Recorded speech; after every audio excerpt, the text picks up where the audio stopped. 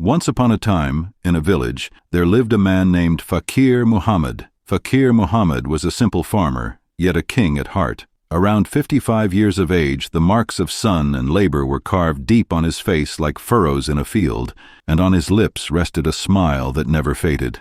It was a winter evening. On the western edge of the village, the sun was setting like a red ball. Flocks of birds, chirping noisily, were returning to their nests. Fakir Muhammad, with a sack of fertilizer loaded on his bullock cart, was slowly heading home from the fields. The faint jingling of the bull's bell and the creaking of the cart's wheels. It was as if the village had its own music. When he reached home, in the courtyard, his wife Khadija Bibi was baking bread on the stove. The aroma of smoke mixed with the faint scent of wheat flour. Nearby, their 12-year-old son, Amin, sat with a book open, pretending to study, but his eyes were lost in dreams of another world. "Amin, how's your studying going?" Fakir Muhammad placed his hand on his son's head. Amin lowered his gaze. "Father, I can't concentrate. All my friends have gone to the city to work. They're earning money." "Son, here the story ties its first knot, the first glimpse of fate's strange game." Fakir Muhammad paused for a moment, then looked up at the sky and said, "Son, money isn't everything. Fate plays in mysterious ways. Sometimes it calls you, sometimes it pushes you away." But he didn't know that the very next day, an event was about to occur that would shake his faith, patience, and trust in destiny. The next morning, the sun hadn't even fully risen when the village echoed with voices. "The postman is here. The postman is here." A letter arrived in Fakir Muhammad's courtyard. On the old brown envelope was an address from the city. Khadija Bibi's hands trembled as she opened it. Inside, there was only one line. "Your name has been drawn in a great prize lottery. Come to the city." Now, you must be wondering, is this a gift of fate or a deception? That's the game of destiny.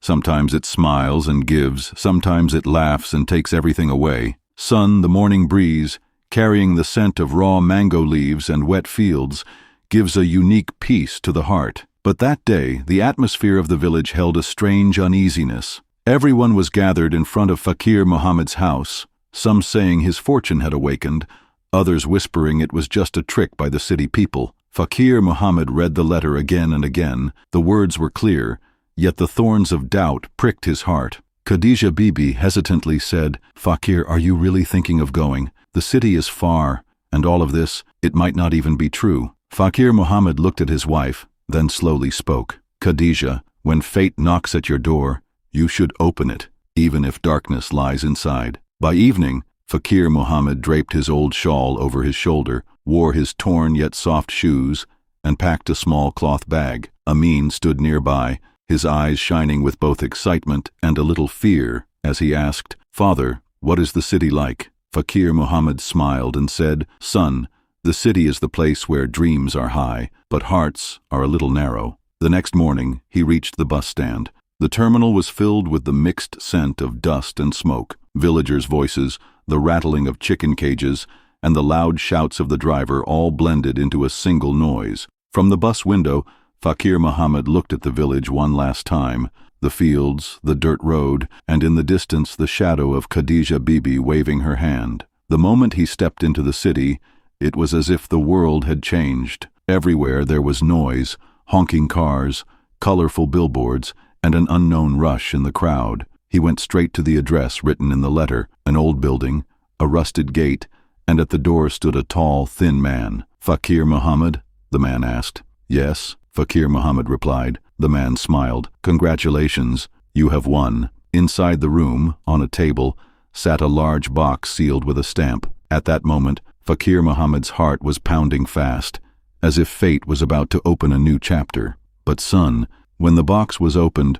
what lay inside might leave you truly astonished. The sound of the box opening was as if time itself had paused for a moment. Everything in the room, the old fan, the black table, the clock hanging on the wall, all seemed to be holding their breath. Inside the box was a shining envelope, and beside it, a small clay container, just like the kind used in villages to store seeds. The tall man smiled and said, "This is your prize, and your test of fate." Fakir Muhammad first opened the envelope. On the paper were just a few words. "Either take what lies hidden in the clay box, or take this money and return home. The money was enough to cover an entire year's expenses, but the mystery of the clay box, it pulled at his heart in a strange way. "What kind of game is this?" Fakir Muhammad asked. The man laughed. "This is the game of destiny, my friend. Whoever chooses this box, his life changes. But how? That is for fate to decide." Fakir Muhammad closed his eyes for a moment. In his heart flashed the image of Khadija Bibi,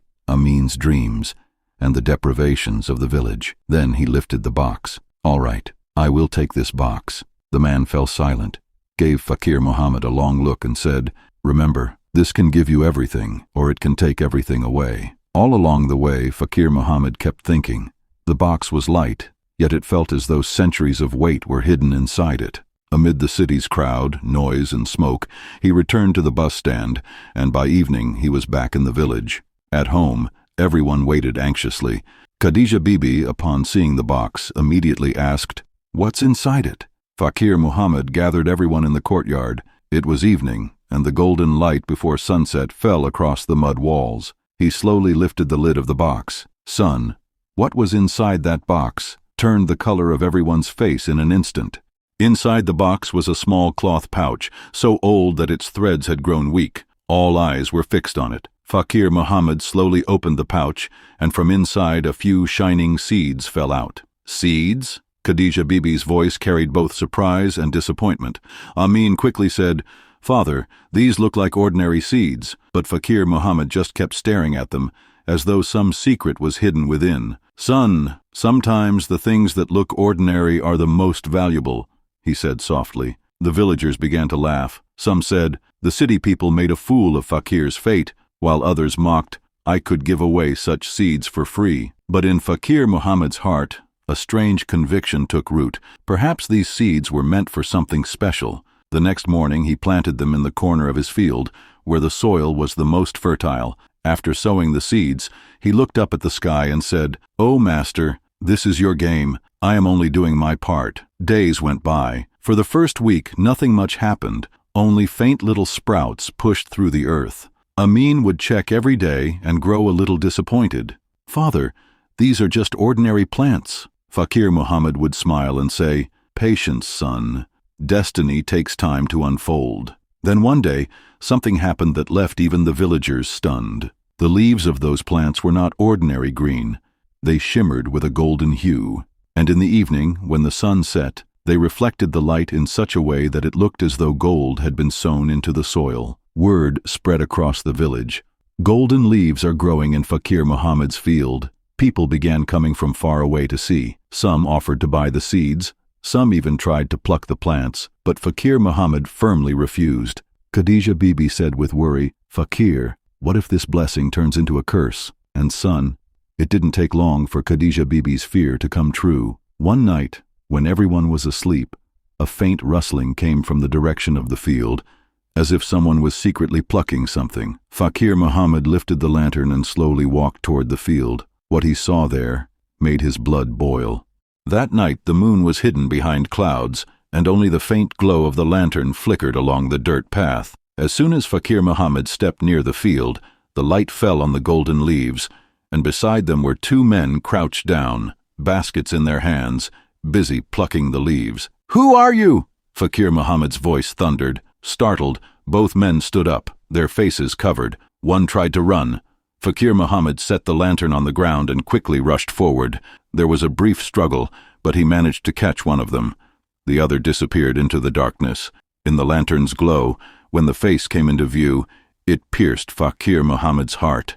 It was a man from the village itself, Rashid, his neighbor for many years. "Rashid, you?" Fakir Muhammad's voice was heavy with pain.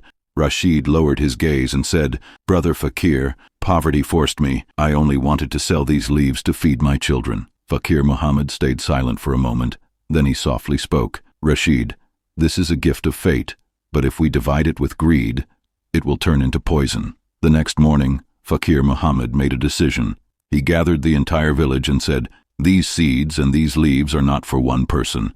They are for all of us. Whoever wants can work the land with me, and together we will share this harvest for the good of everyone." At first, some hesitated, but soon the whole village came into the fields. Day and night they worked, and the crop kept growing. By selling the golden leaves, the village dug a well, built a school, and prosperity entered every home. One evening, Fakir Muhammad sat on his charpoy, gazing at the sky. Amin came to him and asked, "Father, was all this destiny or your hard work?" Fakir Muhammad smiled, placing his hand on his son's head. "Son, destiny gives you opportunities, but it is your hands that make them real. The one who trusts fate and also works hard, he is the one who truly wins. Son, the lesson of this story is this: fate's game is remarkable, but only the one who trusts it and works hard is the real victor."